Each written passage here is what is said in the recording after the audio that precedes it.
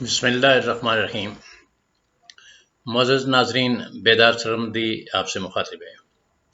آج ہم یہ دیکھیں گے کہ قوم کی رہنمائی کا دعویٰ کرنے والی ہماری قیادت کس انداز سے ایک دوسرے کو مخاطب کر رہی ہے، کس انداز سے اداروں کو مخاطب کر رہی ہے۔ غالب نے کہا تھا ہر ایک بات پہ کہتے ہو تم کہ تو کیا ہے، تم ہی کہو کہ یہ انداز گفتگو کیا ہے۔ تو انداز گفتگو جو ہے یہی ایک منزل کا تعین کرتا ہے، مستقبل کا تعین کرتا ہے۔ ہم سمجھتے ہیں کہ سارا کچھ از خود ہو جاتا ہے، لیکن از خود نہیں ہوتا، ہمارے اعمال ہی ہمارے سامنے آتے ہیں۔ اب یہی جو اس وقت اقتدار کی جنگ ہے، اور پنجاب کے حوالے سے خصوصاً بات کی جائے تو ایک عام سی بات ہونی چاہیے تھی۔ روٹین میں جمہوریت میں ایسا ہی ہوتا ہے کہ ایک گروپ جو ہے وہ زیادہ سیٹیں لے جاتا ہے، وہ جیت جاتا ہے، وہ حکومت بناتا ہے، اس کی کارکردگی اچھی نہیں ہوتی تو دوسرا فریق غالب آ جاتا ہے، عوام کا مینڈیٹ لیتا ہے یا جیسے یوں کہہ لیجیے کہ اسمبلی کے اندر سے بھی تبدیلی آ جاتی ہے۔ یہ سب کچھ ہوتا رہتا ہے، جمہوریت میں ہوتا ہے، لیکن شائستگی اور انداز گفتگو اس جمہوریت کے حسن میں اضافہ کرتا ہے، اور اگر شائستگی اور انداز گفتگو صحیح نہ رہے تو پھر بنا بنایا کھیل بگڑ بھی سکتا ہے، پھر رنگ میں بھنگ بھی ڈل سکتا ہے،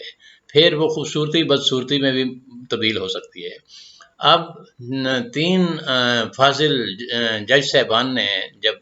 پنجاب کے حوالے سے فیصلہ دیا تو ہمارے مختلف رہنماؤں نے اس پہ کیا فرمایا، ذرا ملاحظہ کیجئے۔ فضل الرحمان صاحب جو ماشاءاللہ ایک دینی جماعت کے رہنما ہیں، ان کا کہنا تھا کہ یہ عدالتی مارشل لا ہے، یعنی اس انتہا کو ذرا ملاحظہ کیجئے کہ اسی طرح مریم اورنگزیب صاحبہ نے کہہ دیا کہ یہ جوڈیشل کو ہے۔ اسی طرح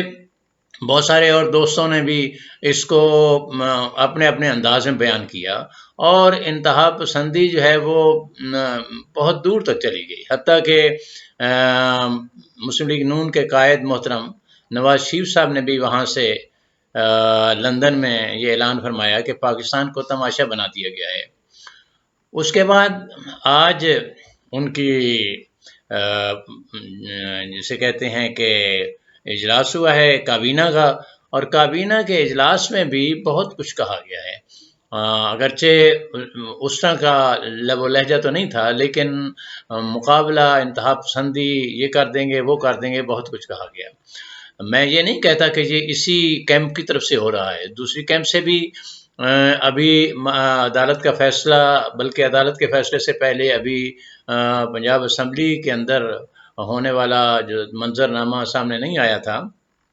تو اس کیمپ سے، یعنی تحریک انصاف کے کیمپ سے بھی بعض رہنماؤں نے یہ کہنا شروع کر دیا تھا کہ ہم اقتدار میں آتے ہی فلاں کو یہ کر دیں گے، فلاں کو یہ کر دیں گے، فلاں کو یہ کر دیں گے۔ یہ سارا انداز جو ہے یہ جمہوریت کے لیے انتہائی منفی ثابت ہو سکتا ہے، ایسا نہیں ہونا چاہیے۔ آج کابینہ کے اجلاس میں جس طرح کی باتیں ہوئی ہیں، اور جس طرح پنجاب میں گورنر راج لگانے کی بات ہوئی ہے، اور جس طرح سپریم کورٹ کے جو طے شدہ اصول و قواعد و ضوابط ہیں ان کو تبدیل کرنے کی بات ہوئی ہے، اور جس طرح اور بہت ساری باتیں ہوئی ہیں، تو اس سے اندازہ ہوتا ہے کہ ہم شاید تاریخ سے کچھ نہیں سیکھ رہے۔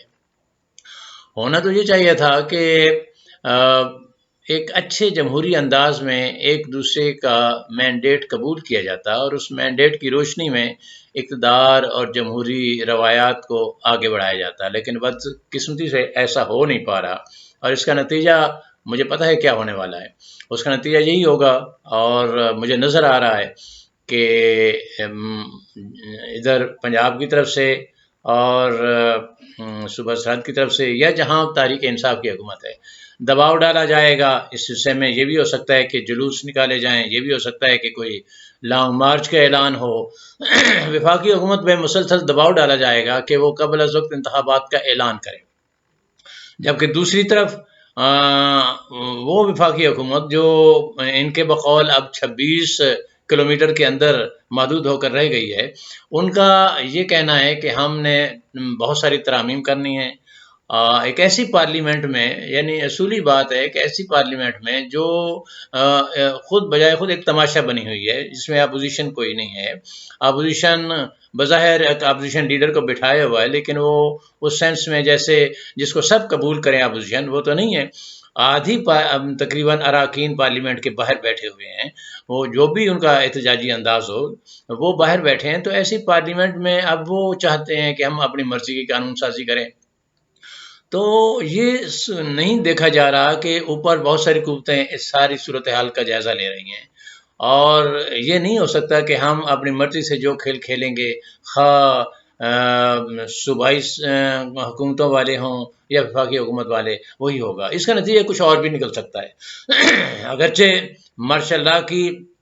کا تو کوئی خطرہ نہیں ہے. ہر چند فضل الرحمان صاحب ماشاء اللہ کی باتیں کر رہے ہیں، چاہے عدالتی ماشاء اللہ کی بات ہی کی جا رہی ہے، لیکن ایسا نہیں ہے. لیکن یہ بھی نہیں ہے کہ جس طرح کا اس وقت منظرنامہ ہے یہ ایسا ہی رہے. اس وقت ضرورت ہے بلا شبہ نئے انتخابات کی، اور میں سمجھتا ہوں کہ مسلم لیگ کی قیادت کا بڑا تجربہ ہے. وہ برسوں سے اقتدار میں ہیں، انہوں نے سب کچھ دیکھا ہے، اچھے برے دن دیکھے ہیں. میں سمجھتا ہوں کہ اگر وہ قبل از وقت انتخابات کا اعلان نہیں کریں گے، یا جس طرح ہمارے صدر عارف الوی صاحب نے، جن پہ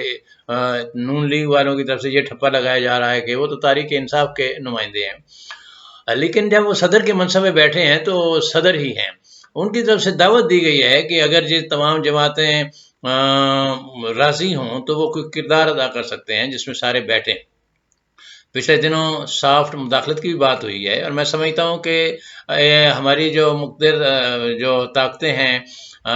ان کو چاہیے کہ وہ اس موقع پر رول ادا کریں، اور میرا خیال ہے کہ وہ رول ادا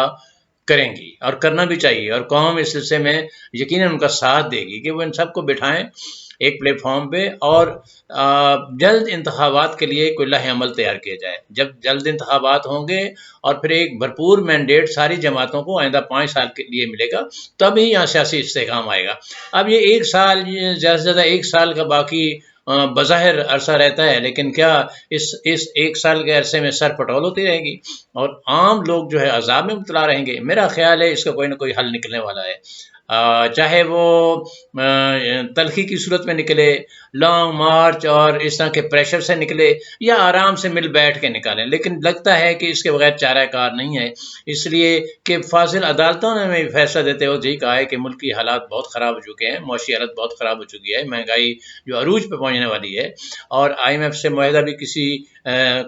صورت